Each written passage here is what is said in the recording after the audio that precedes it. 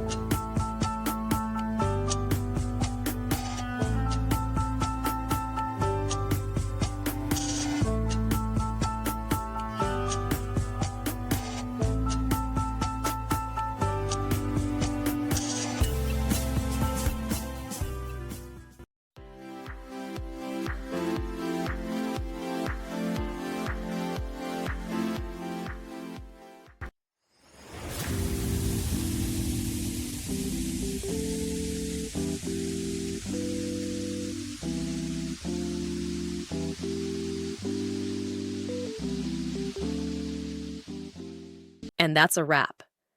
I hope you found the answer you were looking for. If you did, take a second to hit that subscribe button. It really helps out. And let me know in the comments which solution worked best for you. See you next time in the debug zone.